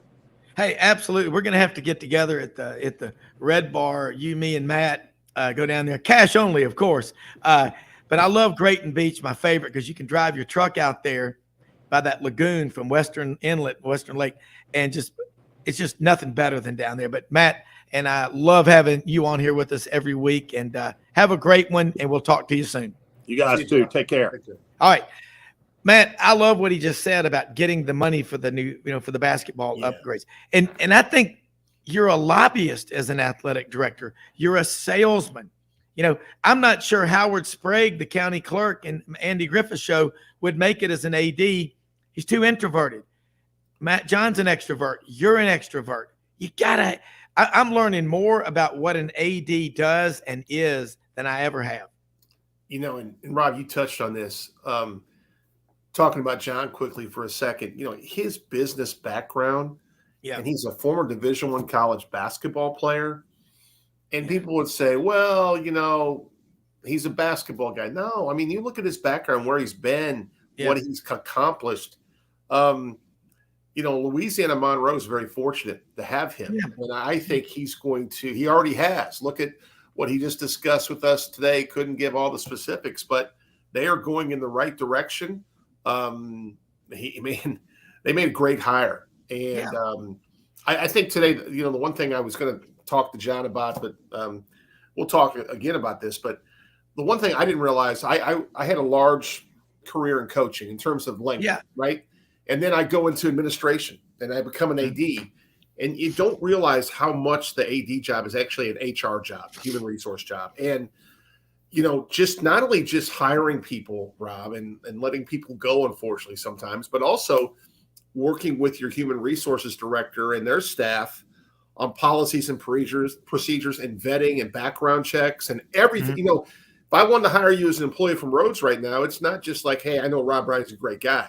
And you could have your business card and we could look up your business, but we still got to do some certain things to get you through some hurdles, regardless of how good a person you are. And I think that's the thing that I was not expecting when I made that transition over. There are parts of coaching I miss. There are parts of coaching I don't miss. But the administration thing it's really team oriented too.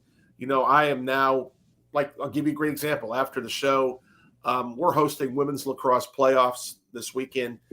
Well, what happened in our last regular season game on Saturday? One of our shot clocks went down. We just bought two new shot clocks, right? So it's not probably in time to get them for this weekend's game. So I'm going to be out there with an electrician taking the back of the board off. But the company sent us 2 screenshots to say, hey, this could be the troubleshoot. So that's part of the deal. Even like an associate AD like myself in facilities, I'm there to help our coach as just an extra resource person, Well, and you've got to make those hires because the background, the mentality of a coach, it's different than a lot of other professions. And you've got to be able to handle 15 people if you're a basketball coach, over 100 if you're a football coach. And Yeah. you look at now, I mean, look what Billy Napier did at Florida. Look at the staff. There's almost as many personnel members as there are, football players. I mean, look at the team photo. It's crazy. Yeah. That, I don't know if that's overkill or not. You don't want to micromanage every minute of people's lives, but feel free, by the way, next week, man, just like once we are up in the air, the seatbelt sign is taken off. Feel free to walk around the cabin, but no smoking, please. All the drinks you want. So if you want to, ask John, just let her roll, because it's a round table. I don't want you to ever feel, hey, I don't. We're good. The First Amendment is alive and well on this show. We'll never back down from free speech. No, absolutely. I just think it's impressive, Rob. You've been able to get him on the show as frequent as you can, because he's a busy guy. Especially when you hit the ground running to take over a new program as a director of athletics. And like you said, Rob, even at Rhodes, when I was the AD, I supervised 45 staff members. Okay. Yeah. And John's number is much greater because of all the other support staff that are at a Division I program. Right. Yeah. So, he's nonstop all the time on the go. But I just think, man, they made a home run hire. I think, if you look at the direction of where we're going in college athletics, you better have someone. If you're looking to improve your program, you better have someone that has started, kind of like a grinder mentality at programs that had to raise money to be successful, right? Yeah. Now, once you get to a Power Five, as you know, your alma mater, there are things in place and more pressure and more expectations, because things are kind of out there from a resource standpoint that I don't want to say the word given, but they're there. I mean, they're just naturally there because the support is enormous. But it's funny, we haven't really had much of a football discussion yet, but I'm really curious. I've seen Coach Freeze on a few times on some, interviews. He's put together a real nice staff. They're working in a high clip recruiting, which was the big thing that you guys addressed in the former coach. I think he's going to kill it. Now, what does that mean? You can kill it in the SEC and be 9-3. And, win a bowl game and get to 10 wins. That's the thing. When I talked to my son at Oregon last year, they were disappointed. Bo got hurt in the Washington game. Yeah. They ended up 10-3. They didn't get to the Pac-12 championship game. They were actually a drop punt. If the punter just catches the snap and kicks it 40 yards, they probably win that game against Oregon State and go to the Pac-12 championship game, right? Didn't happen. But I said, Tyler, you guys won 10 games, first-year head coach. You flipped your roster. Your recruiting class, when you hit the ground running in January, was top 10 in the country. Your portal class, and I didn't even know they ranked portal classes, Rob. Oh, yeah. The portal class is top 10 in the country.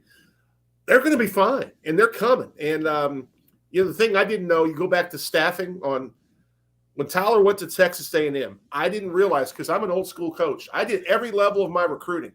Well, now, Rob, if you're the offensive coordinator, you got 2 or 3 young bucks taking care of all the little stuff, and you're just basically with that kid when you're trying to sell the deal. So all these Power Fives have added these staff and personnel to make it easier for the head coach and the coordinators to seal the deal on personnel and players. Yeah, and you've got to have you got to have some downtime too. And the thing that gets me is the coaches in recruiting, the dead periods, whatever they want to call them, it still doesn't stop. There's so many ways they communicate. The portal's back open as we speak. Yeah, and they moved it. Yeah, football goes April 15th to April 30th. It was going to be May 5th to the 15th, but basketball wraps up in early May. Yeah. So that's still going on. But all around what I'm seeing in college athletics, I like what you said. You want that guy that's had to work up. John came from private sector over in Charleston, running a big beer distributorship with a $45 million payroll to Georgia State. And then he went from there to Ole Miss for 10 years, then Troy, then Utah State for 7.5 years. Then he's back here at ULM. I think he thought maybe I'll do something else, but no one's going to, let a guy like him not be in the game. You want your best players on the field, just like you. Who knows? You could be down there with him at ULM. Who never knows what you never know what can happen. I just say this. You've got to have intelligent people. You think about Auburn from 1965 to 1980, only one new building was built on that campus. Dr. Philpott was there and just happy with the way things were. And then Pat Dye gets hired January 2nd, 1981. Within 2 years, and I was there was $250 million, which back then was a lot of money, of new construction underway on campus. And the building boom has never stopped. As Maury Gaston and and John knows, athletics is the front porch to your university. It's how the outside world gets to look in on you. And if you have high character individuals as student athletes, it just makes it even better. We're about out of time. Most often we see the face of Christ in the least among us. We live in the greatest country in the history of the world. Don't give to get, as my man Jay Evers always says, give to give and help people make a positive difference. And John knows it. Matt, you know it as an AD. You are influencing people's lives forever. And you're right. Doesn't get any better than a kid that you coached that wanted to quit again and again. And you said, nope, ain't going to happen on my watch. And they hung in there and they fought. And they're a successful person to that day. That's why you do it, isn't it? Absolutely, Rob. The memories that I look back on, having some success, it didn't come easy early for my teams. We had to build, and a couple times we got knocked down, and when we went on that run where we won 3 straight championships, went to the NCAA tournament 3 times and won a few NCAA tournament games, those players, besides being really good on the court, are now almost a decade later, like you said, I got doctors, I got lawyers, I got successful businesswomen. Yep. It's just, when I reflect back, that's my legacy, is what they did after Rhodes, not the 4 years they were with me. Now, I have great memories. Yes, you do. It's their success after college, right? And Rob, you can see that all the time too with people that you help. And I know sometimes you have William Halliday on here. Oh yeah, he'll be on Friday. Is a young pup trying to make it in the journalism world, and I think it's really neat. And the same thing you do with your interns and your business, because you know what, when you're gone, those kids will remember the legacy that you helped create. Yeah, and I cannot thank enough people that have kicked my butt along the way. Guys like Phil Thompson, Andy Kelly's listening. The older guys when I was in college in my fraternity that were Buzz Miller. Holy cow, was he tough. Maury Gaston, Lane Duggar. I just think about people like Wesley Duncan who put a foot up there and just said, look, you ain't quitting. You're not quitting. And I always will love Coach Pratt, the late Coach Pratt, Dean of Students at Christian Brothers, reached across the table, grabbed me by my tie one morning early. He came in 6:30 in the morning to help me with some math class. He said, Browne, your parents pay a lot of money to send you here. I'm going to make sure they get it back, get a good return on that investment. He refused to let you quit on yourself. That's the mark of a great coach, teacher, AD, whatever. Matt, I love it. Look forward to having you back on here in the next day or so. Folks, we'll be out of here. Be back tomorrow morning. Got the round table tomorrow. Got a great lineup. Have the Texas duo, Bo Carter, Ken Capps checking in. Lots of talk about Texas and Oklahoma, SEC, college football, basketball, baseball. Have a great day. We are out of here. Thank you, Matt. Thanks.